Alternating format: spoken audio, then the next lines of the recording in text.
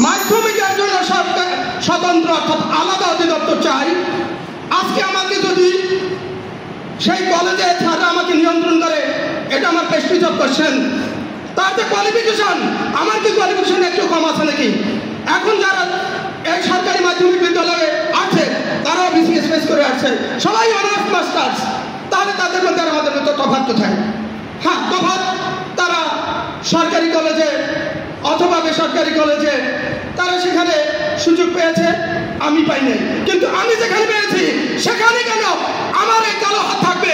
আমার একটি প্রশ্ন, এখানে যারা সাংবাদিক আছেন অনেকে আমার ছাত্র বা আমাদের ছাত্র গার্জিয়ান, আপনাদের মাধ্যমে আমি জানাতে চাই, সমগ্র বাংলাদেশে যারা প্রশাসনে এখন রয়েছেন, বর্তমানে যে প্রধান উপদেষ্টা রয়েছেন, আমাদের সৌভাগ্য যে উনি একজন নোবেল বিজয়ী এবং আমাদের শিক্ষক পরিবারের। তাহলে আমাদের দাবিটা তার কর্ণে পৌঁছয় না কেন? তাহলে কি আমাকে বলতে হবে যে একটা ব্রিজ নতুন করতে হলে সেখানে রক্ত চাই, আমাকে জীবন দিতে হবে? তাহলে কি প্রধান উপদেষ্টার কানে যাবে? অথবা আপনাদের মাধ্যমে সমগ্র বাংলাদেশের মানুষ সজাগ হবে যে 30 বছর শিক্ষকতা করে মনমোহন স্যার মাধ্যমিক শিক্ষা অধিদপ্তরের জন্য জীবন দিয়েছে, অথবা এরকম অকারেন্স ঘটেছে? এটি চাই? আপনাদের কাছে আমার পরিষ্কার কথা, আজকে 30 বছর শিক্ষকতা করাই পেয়েছি মাত্র একটু সিনিয়র শিক্ষক, বেতন 1 টাকাও বাড়েনি, বেতন কমেছে। কিন্তু শিক্ষকরা বেতন চায় না, চায় মর্যাদা। মাধ্যমিক শিক্ষকদের যে পদটি ছিল তৎকালীন সময়ে ছিল সেকেন্ড ক্লাস পদ। আমাদের পাশাপাশি ছিল সমাজসেবা অধিদপ্তর, থানা শিক্ষা অফিসার, সাব রেজিস্ট্রার অফিসার, এরা প্রত্যেকে আমাদের সমসাময়িক ছিলেন। এবং কিছু পিটিআই ইন্সট্রাক্টর এবং কিছু আমাদের তারা ছিল আরও আমাদের 1 গ্রেড নিচে ছিল। কিন্তু কালের বিবর্তনে 95 সালের ভিতরে প্রত্যেকটি এই যে পদধারীরা প্রথম শ্রেণীর পদমর্যাদা অর্থাৎ এন্ট্রি পদ 9ম গ্রেড করে নিয়েছেন। কিন্তু মাধ্যমিক শিক্ষকদের আজও 10ম গ্রেড বয়ে বেড়াতে হচ্ছে, এন্ট্রি পদ 9ম গ্রেডের জন্য আজকের আমাদের আন্দোলন করতে হচ্ছে। কেন? আমাদের কি অপরাধ? আমরা কেন অন্যান্যরা সমসাময়িক থেকে তারা যদি এন্ট্রি পদ 9ম গ্রেড পায়, আমরা কেন পাবো না? এটি আজকের শিক্ষা প্রশাসনের কাছে প্রশ্ন আপনাদের মাধ্যমে। আমরা কেন পাবো না? আজকের আমাদেরকে কেন যুদ্ধ করতে হবে এন্ট্রি পদ 9ম গ্রেডের জন্য? যদি যুদ্ধই করতে হয় তাদেরকে নেমে দিতে হবে। যাদের আমরা সমসাময়িক ছিলাম তারা যদি পায়, আমরা কেন পাবো না? আমাদের অপরাধ কোথায় তার ব্যাখ্যা দিতে হবে। ব্যাখ্যা যদি উপযুক্ত না হয় তাহলে আমরা চাই না। যদি আমরা সেখানে তাদের চেয়ে বরঞ্চ আমি মনে করি তাদের চেয়ে উপযুক্ত। কেন উপযুক্ত? তারা অনার্স মাস্টার্সদারি হতে পারে, কিন্তু আমরা অনার্স মাস্টার্সদারি পাশাপাশি বিএড এবং এমএড, আমাদেরকে আরো 2টি বেশি শিক্ষাগত যোগ্যতা আমরা বহন করছি, তাহলে আমরা কেন পাবো না?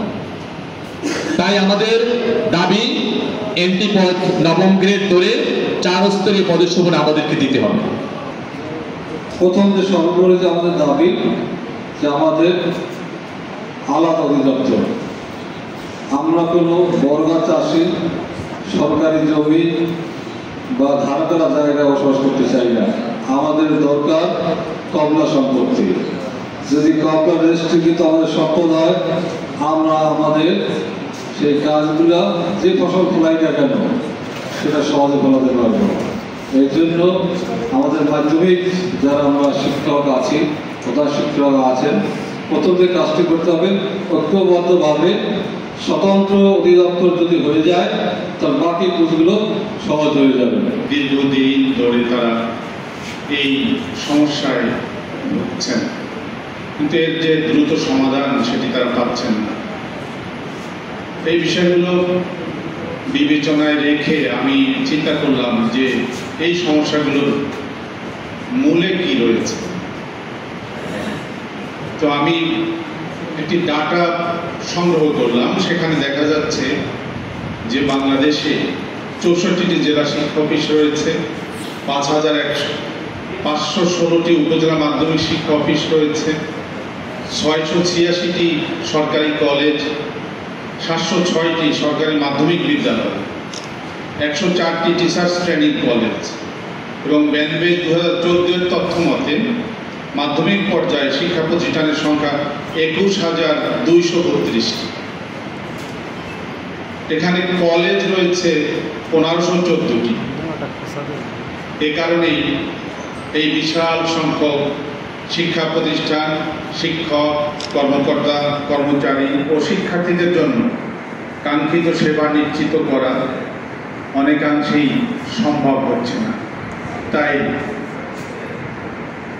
স্বতন্ত্র মাধ্যমিক শিক্ষা অধিদপ্তর হলে এই সেবার গতি অনেক বেড়ে যাবে।